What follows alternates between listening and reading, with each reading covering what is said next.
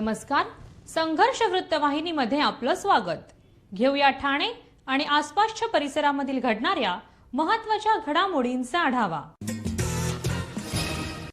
ठाणे महानगरपालिका मुख्यालय येथे महासभा संपन्न झाली. या महासभेमध्ये भारतीय जनता पक्षाचे नगरसेवक व नगरसेविका यांनी सभागृहामध्ये गोंधळ करून सभा बंद पाडण्याच्या दृष्टिकोनातून गोंधळ घातला होता.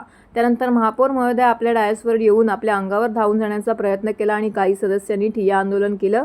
जोरदार शिवसेनेच्या विरोधात मुर्दाबादीचे नारे दिले, घोषणा दिल्या, असं गैरवर्तन करून महासभेच्या नियमांचं उल्लंघन केलं. त्यामुळे सभागृहात असुरक्षितता निर्माण झाली आहे. भविष्यात आपल्यालाही जीवाला धोका उद्भवू शकतो. त्यामुळे महासभा सुरू असताना कामकाजामध्ये व्यत्यय आणणाऱ्या तसेच गैरवर्तणूक करणाऱ्या भाजपाच्या सदस्यांना महाराष्ट्र महानगरपालिका अधिनियम 1949 अन्वये निलंबित करावे. राष्ट्रगीत चालू असताना खालीच ठिय्या मांडून बराच वेळ बसून राष्ट्रगीताला उभं न राहता त्याचा अवमान केला.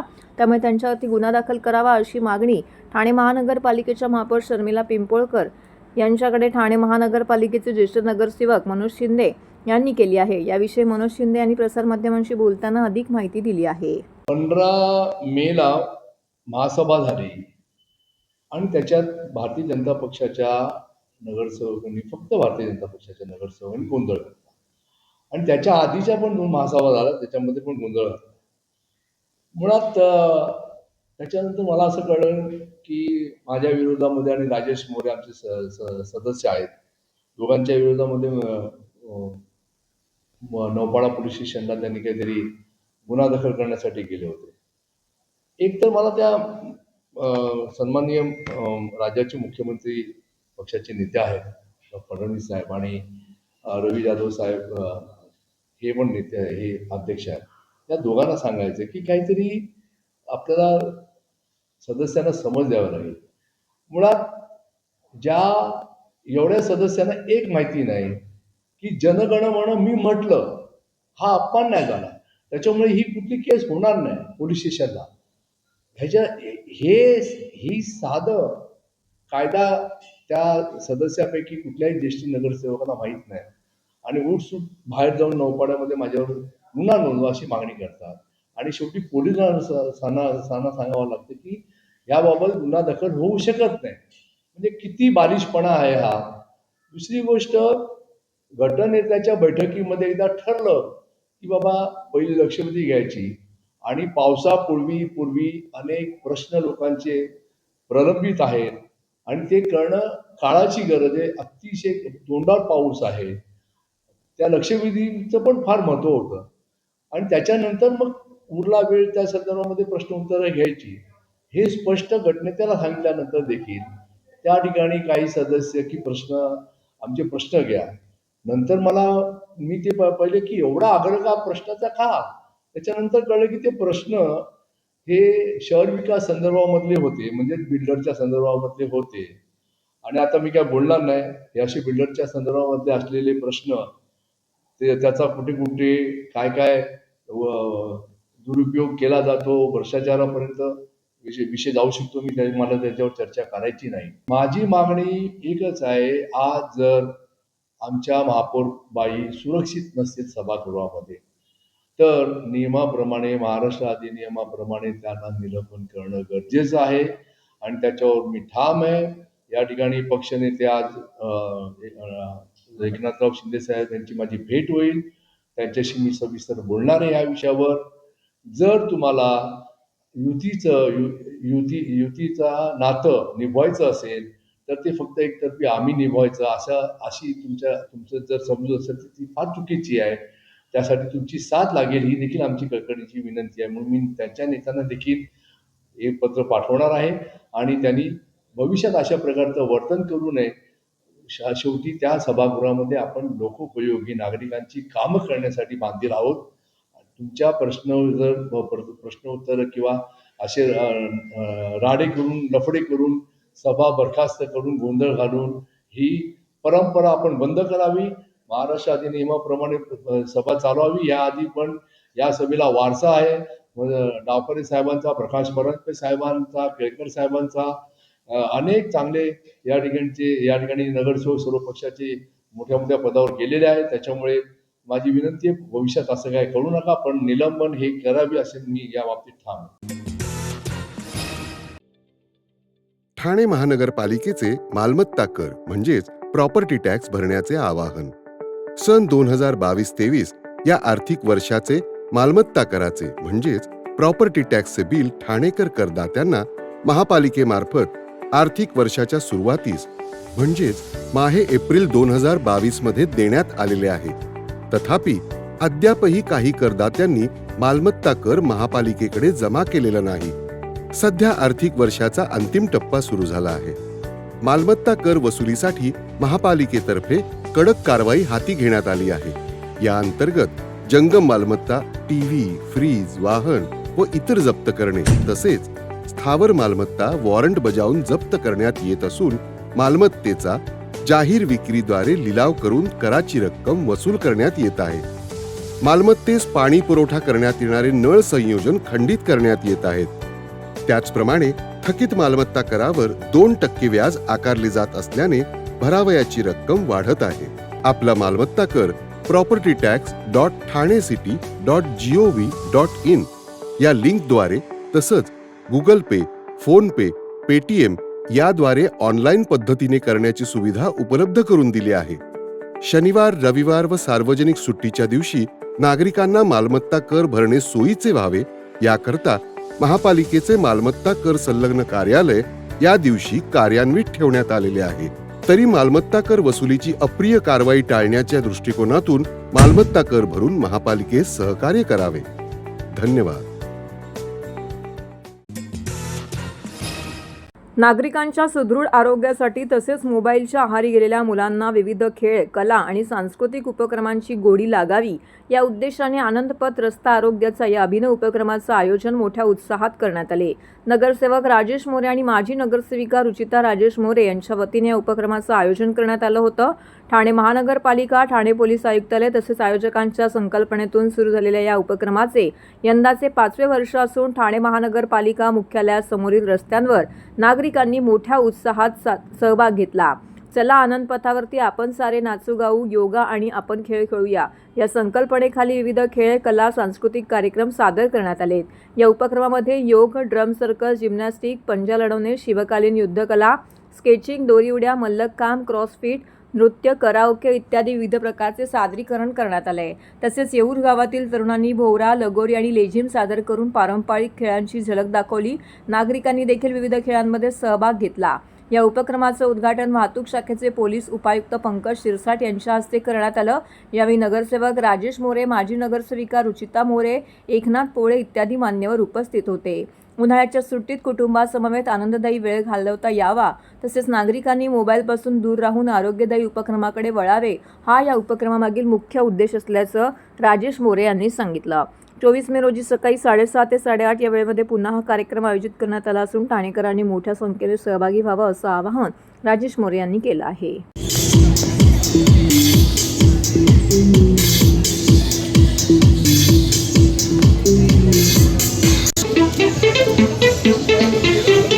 जिम्नॅस्टिकमध्ये 5 ते 6 योगा कॅटेगरी आहेत. आपल्या कार्यमंडळात आज खूप कार्य आहे.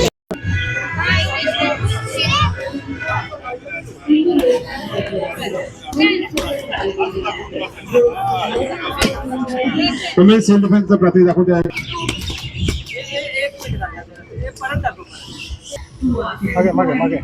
महिलांनी आपल्या सर्व्हिस कसं करावं या ठिकाणी दीपेश सेल्फ डिफेन्सचं प्रात्यक्षिक करतो आणि या मुलांना ट्रेनिंग करतो. या ठिकाणी मुलगी तिच्यावरती होणारा जो हल्ला करतो कसं लावते त्याचं प्रात्यक्षिक.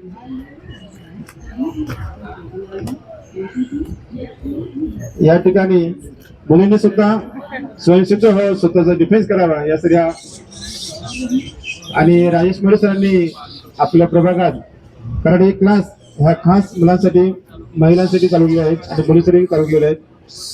मोफत क्लासेस राजेश मोरे सरांनी चालू केले आहेत. दीपेश हा या ठिकाणी असलेला कोच अतिशय चांगलं सहकार्य करतो. म्हणजे सुद्धा प्रात्यक्षिक कोणत्याही महिन्याने जर ही गोष्टी शिकल्या आपल्या फोकस करायला मदत होईल. एक विश्वास असतो की या ठिकाणी आलेला आम्हाला आनंद वाटता येतो, आनंद घेता येतो.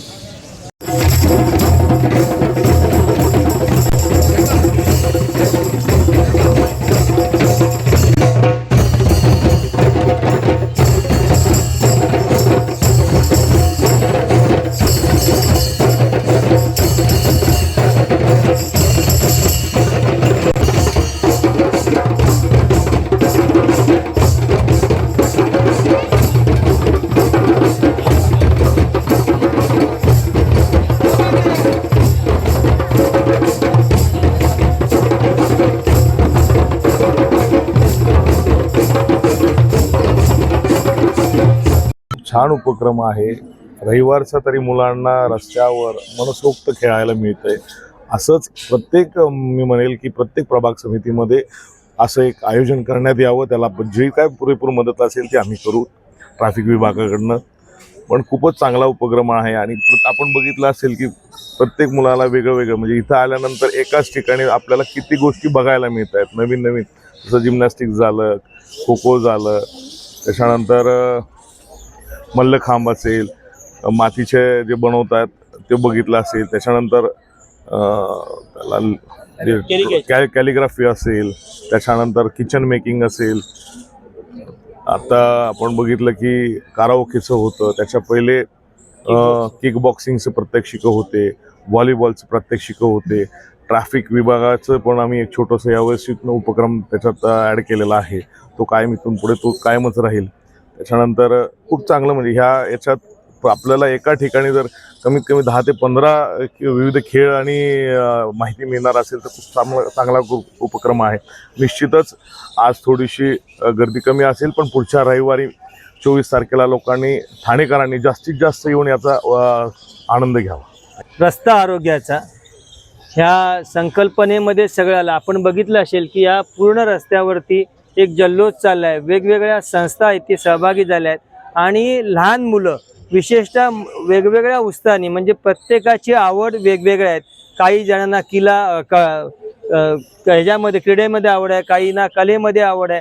ज्यांना जे आवडेल त्या पद्धतीनं इथे सगळ्या संस्था सहभागी होतात आणि मुलांना मोबाईलपासून लांब ठेवण्यासाठी एक जो छोटासा प्रयत्न आहे तो हा प्रयत्न आहे. ह्या विविध संस्थांमध्ये आपण आपल्या मुलांना पाठवू शकता. तिथे कलागुणांना त्यांच्या संधी भेटेल. हिऱ्याला पैलू पाडल्यावरच हिऱ्याची किंमत होते. तसंच ह्या इथे आलेल्या संस्थांमध्ये आपण आपल्या मुलांना पाठवून त्यांना वेगवेगळ्या कलागुणांना आपण पैलू पाडू शकता. अनेक संस्था आज यावेळेस आल्या आहेत, पुढच्या वेळेसही अनेक संस्था येणार आहेत. 17 तारखेला आणि 24 तारखेला इथे हा एक उत्सव आहे असं म्हणायला हरकत नाही. मी ठाणेकर नागरिकांना आवाहन करेल की आपण ह्या उत्सवात सहभागी व्हा, आपल्या आरोग्याच्या काळजीसाठी सहभागी व्हा, आनंदासाठी सहभागी व्हा. आनंदपथ रस्ता आरोग्याचा, जत्रा आरोग्याची आनंदासाठी आपण सगळ्यांनी सहभागी व्हावं. अखिल भारतीय औषध विक्रेता संघटना या आमच्या शिखर संघटनेने गेल्या अनेक वर्षापासून गैरमार्गाने होत असलेली ऑनलाईन औषध विक्री बंद व्हावी याकरिता देशपातळीवरील विविध माध्यमातून सदनशीर मार्गाने पाठपुरावा केलेला होता. बनावट औषधांची विक्री, डॉक्टरांच्या प्रिस्क्रिप्शनशिवाय अँटीबायोटिक गोळ्यांची विक्री तसेच नशा येणाऱ्या शेड्यूल्ड औषधांची सर्रास डॉक्टरांच्या प्रिस्क्रिप्शनशिवाय औषध विक्री तसेच भरमसाठ डिस्काउंटच्या नावाखाली संपूर्ण बनावट औषधांची विक्री होत आहे. त्यामुळे तरुण वर्गावरती व गरजू रुग्णांवरती अत्यंत त्याचा घातक परिणाम होतोय. कोरोना या दुर्धर आजाराच्या वेळी काढण्यात आलेले सरकारी अध्यादेश आता कालबाह्य झालेले असल्याने, त्याचा गैरवापर होत असल्याने व त्याची आवश्यकता नसल्याने ते त्वरित रद्द करावेत अशी रास्त मागणी संघटना तालुका, जिल्हा व राज्य पातळीवरती प्रयत्नशील असूनही केंद्र सरकारकडून दुर्दैवाने योग्य प्रतिसाद मिळत नाही. वास्तविक आम्ही रुग्णांच्या आरोग्यासाठी खोट्या तसेच बनावट औषधांचा काळाबाजार थांबवण्यासाठी प्रामाणिकपणे प्रयत्न करत आहोत, पण आम्हाला योग्य प्रतिसाद मिळत नाही. शेवटी अन्य सर्व मार्ग संपल्यामुळे येत्या 20 मे रोजी केमिस्ट बंद असा निर्णय अखिल भारतीय औषधी संघटनेने घेतलेला आहे. इमर्जन्सीमध्ये कुठल्याही रुग्णांची औषधाविना गैरसोय होणार नाही याची आम्ही पूर्णपणे काळजी घेणार आहोत. तशी सुविधाही उपलब्ध करून देणार आहोत असं यावेळी ऑल इंडिया केमिस्ट ड्रग असोसिएशनच्या वतीने सांगण्यात आलेलं आहे. तर 20 मे रोजी देशव्यापी बंद पुकारण्यात आला असून all India chemist and druggist association यांच्या वतीने हा बंद पुकारण्यात आला असून संपूर्ण भारतातील 15 लाखहून अधिक केमिस्ट यामध्ये सहभागी होणार आहेत. सदर पत्रकार परिषदेअंतर्गत या ठिकाणी जगन्नाथ तथा अप्पासाहेब शिंदे तसेच ठाणे केमिस्ट अँड ड्रगिस्ट असोसिएशनचे अध्यक्ष विलास जोशी, सचिव सुरेश भट, कोषाध्यक्ष रमेश चौधरी हे देखील यावेळी उपस्थित होते. All India Organisation of Chemist and Druggist यांनी 20 मे 2026 रोजी 24 तासाचा भारत बंद, 12.5 लाख लोकांचा बंद डिक्लेअर केला आहे. आमच्या 3 मागण्या आहेत की ऑनलाईन सेलसाठी जी नोटिफिकेशन आणले 817 डेटेड 28 ऑगस्ट ही रद्द करावी. करोनाच्या काळामध्ये इमर्जन्सी औषधं देण्यासाठी आणलेली 220 GSR रद्द करावी आणि DPCOमध्ये आम्हाला 8 आणि 16 किंवा 10 आणि 20 मार्जिन मिळत असताना जे काही लोक त्याच्यापेक्षा जास्त डीप डिस्काउंट देतात, तो बंद करावा अशी आमची मागणी आहे, किंवा आम्हाला DPSOतून काढून टाकावं, जेणेकरून आम्ही जास्त मार्जिन मॅन्युफॅक्चरर्सना घेऊन जनतेला जादा डिस्काउंट देऊ. ह्या आमच्या मागण्यासाठी हा बंद आहे. जर ह्या बंदमध्ये केंद्र सरकारने आमच्या मागण्या मान्य नाही केल्यात तर कदाचित आम्ही बेमुदत संपावर जाऊ किंवा आमच्या सगळ्या दुकानांच्या चाव्या केंद्र सरकारला देऊ, अशा प्रकारची आमची डिमांड राहील. आणि ह्या इमर्जन्सीमध्ये, ह्या बंदमध्ये सर्वसामान्य रुग्णांना कुठल्याही प्रकारचा त्रास होणार नाही. इमर्जन्सी औषधं आम्ही त्यांना देऊ, अशा प्रकारचं आश्वासन आम्ही घेऊ. अशा प्रकारची व्यवस्था आम्ही देशभर केली आहे. नमस्कार, धन्यवाद. सार्वजनिक आरोग्य सेवा अधिक सक्षम करण्याच्या उद्देशाने डॉक्टर श्रीकांत शिंदे फाउंडेशन आणि गोपाळराव पाटील शिक्षण प्रसारक मंडळ यांच्या वतीने कळवा येथील छत्रपती शिवाजी महाराज रुग्णालयाला अत्याधुनिक अशा 2 मॅग्ल्युमी 800 व मॅग्ल्युमी 2000 CLIA विश्लेषक मशीन CSR उपक्रमाअंतर्गत प्रदान करण्यात आले असून त्याचं लोकार्पण ठाणे महानगरपालिकेचे सभागृह नेते हनुमंत जगदाळे यांच्या हस्ते झाले. या मशीनमुळे रुग्णालयातील रक्तनिदान क्षमता अधिक वेगवान, अधिक परिणामकारक होणार असून हजारो रुग्णांना त्याचा थेट लाभ मिळणार आहे. यावेळी शिवसेना कल्याण जिल्हा प्रमुख गोपाल लांडगे, नगरसेवक मिलिंद पाटील, नगरसेविका मनाली पाटील, नगरसेवक गणेश कांबळे, नगरसेवक योगेश जानकर, नगरसेविका चंद्रकांता साळवी, शाखा प्रमुख रवींद्र पाटील, समाजसेवक जगदीश भोईर, किशोर भोईर, मिलिंद सिनकर, राधे वराडकर, निनाद बोराडे, रोहन शिंदे, नगरसेवक सचिन म्हात्रे उपस्थित होते. मॅग्ल्युमी 800 आणि मॅग्ल्युमी 2000 या दोन्ही मशीन पूर्णपणे स्वयंचलित असून त्याची तपासणी क्षमता अत्यंत वेगवान आहे.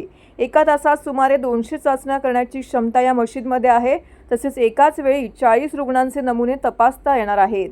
कर्करोग, थायरॉइड, ट्यूमर यांसारख्या गंभीर आजारांच्या चाचण्या अधिक अचूक आणि जलद पद्धतीने करता येणार असल्याचं रुग्णांच्या उपचार प्रक्रियेला मोठी मदत होणार आहे. छत्रपती शिवाजी महाराज रुग्णालयात ग्रामीण आणि आर्थिकदृष्ट्या दुर्बल घटकातील रुग्ण मोठ्या प्रमाणावरती उपचारासाठी येत असतात. हे रुग्णालय सर्व सुविधांनी परिपूर्ण असावं अशी भूमिका राज्याचे उपमुख्यमंत्री एकनाथ शिंदे यांची असल्याचं यावेळी सभागृह नेते हनुमंत जगदाळे यांनी सांगितलं. डॉक्टर श्रीकांत शिंदे फाउंडेशन आणि गोपाळराव पाटील शिक्षण प्रसारक मंडळ यांनी दिलेल्या 2 मशीनमुळे रुग्णालयाची सेवा अधिक सक्षम होईल. मात्र मशीन सातत्याने कार्यरत ठेवण्यासाठी आवश्यक मनुष्यबळ उपलब्ध व्हावे यासाठी आयुक्तांशी चर्चा करण्यात येईल, जेणेकरून नागरिकांना या सुविधेचा पूर्ण लाभ मिळू शकेल असा विश्वासही त्यांनी व्यक्त केला आहे. आज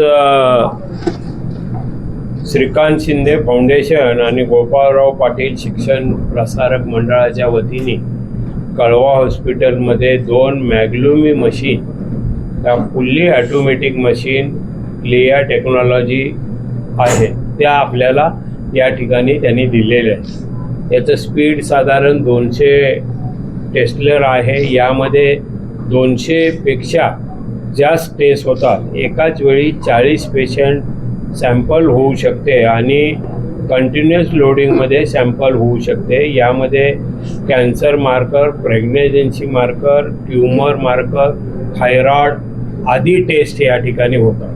कळवा हॉस्पिटल हे तसं पाहिलं तर सध्या परिस्थितीमध्ये ठाणे जिल्हा आणि पालघर जिल्ह्याच्या संपूर्ण ग्रामीण भागातून सुद्धा या ठिकाणी पेशंट येत असतात.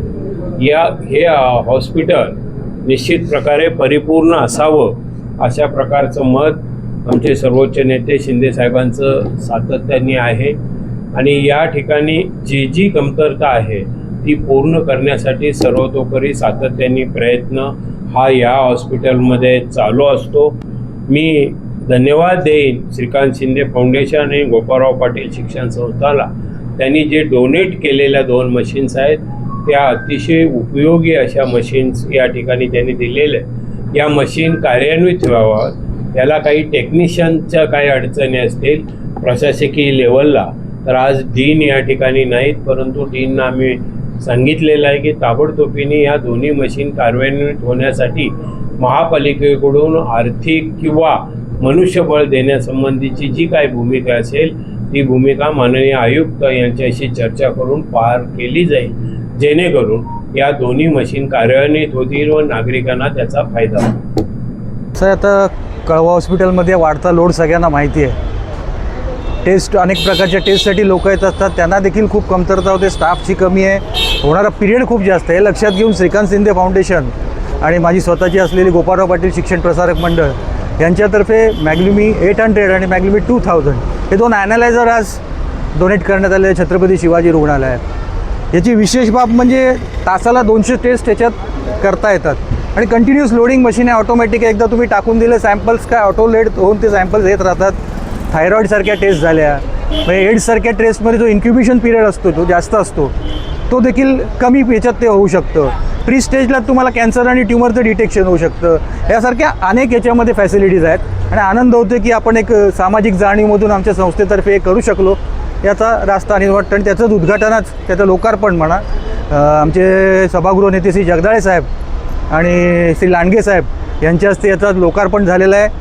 एकनाथ शिंदे आणि श्रीकांत शिंदे साहेबांच्या मार्गदर्शनाखाली काम करत असताना समाजसेवेचा वारसा कसा पुढे चालवायचा याचं एक प्रतीक असं म्हटलं तरी काय हरकत नाही. या नागरिकांसाठी छत्रपती शिवाजी रुग्णालयाप्रमाणे सगळ्या मोफत टेस्ट असणार आहे, म्हणजे जे काही वेगळे चार्जेस वगैरे याच्यात काही घेतले जाणार नाही. तर हे होतं संघर्ष वृत्तवाहिनीचं आजचं बातमीपत्र. उद्या पुन्हा भेटू याच वेळी याच ठिकाणी ताज्या घडामोडींसह. तोपर्यंत नमस्कार.